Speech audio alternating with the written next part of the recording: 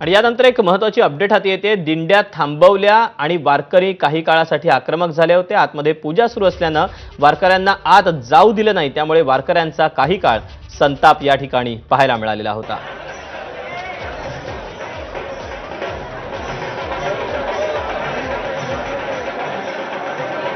तेव्हा मानाच्या दिंड्या या दाखल होत असतात आणि याच दिंड्या थांबवल्याने आता वारकरी काही काळ आक्रमक झाले होते।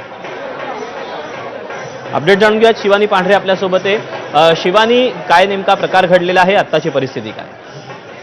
आज प्रस्थान सोहळा सुरू आहे। मुख्यमंत्री देवेंद्र फडणवीस आज पूजा आणि बाकी सगळ्या प्रक्रिया करत होते। मात्र त्याच्या आधीच सुरक्षेच्या दृष्टीने सगळा ताफा तिथे असल्यामुळे या सगळ्या दिंड्या थांबवण्यात आल्या होत्या। मात्र आपली पूजाला काही वेळ विलंब झाल्याचं असं त्या सगळ्या वारकऱ्यांचं म्हणणं आहे आणि आम्हाला आता आतमध्ये सोडा असं या सगळ्यांचं म्हणणं आहे। साधारण सगळ्याच वारकऱ्यांनी आता नाराजी व्यक्त केल्याचं आपल्याला पाहायला मिळत आहे। आपण जर व्हिज्युअल्समध्ये बघितलं तर लाखो वारकरी या सगळ्या याच्या व्हिज्युअल्समध्ये दिसत आहेत आणि हे सगळे वारकरी एकत्र येऊन पोलीस आणि बाकीचे प्रशासन आहे, जे सुरक्षा रक्षक आहे, त्यांच्याची हुज्जत देखील घालताना दिसत आहे। एवढंच नाही तर आता आतमध्ये फडणवीस आहे आणि बाहेर सुरक्षे खात्यात नेमकं काय घडतंय हे पाहणं महत्त्वाचं असणार आहे। मात्र वारकरी या सगळ्या याच्यावर नाराज असल्याचं दिसून येते।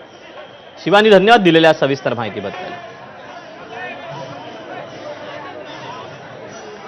दिंड्या थांबवल्यामुळे वारकरी काही काळ आक्रमक झालेले होते। आतमध्ये पूजा सुरू होती, त्यामुळे या दिंड्या थांबवण्यात आलेल्या होत्या आणि याबाबतच वारकऱ्यांनी तीव्र अशी आपली नाराजी व्यक्त केलेली होती। मुख्यमंत्री देवेंद्र फडणवीस यांच्या हस्ते तुकोबांच्या पादुकांचं पूजन सुरू होतं। इतरही जे काही औपचारिक गोष्टी करायच्या असतात त्या देखील आतमध्ये सुरू असल्यानं या दिंड्या ज्या आहेत, मानाच्या दिंड्या दाखल होत असतात, त्या दिंड्यांना थांबवण्यात आलं होतं आणि त्यामुळेच ही काहीशी नाराजी वारकऱ्यांची पाहायला मिळाली। आणि यानंतर पुन्हा एकदा बातम्यांचा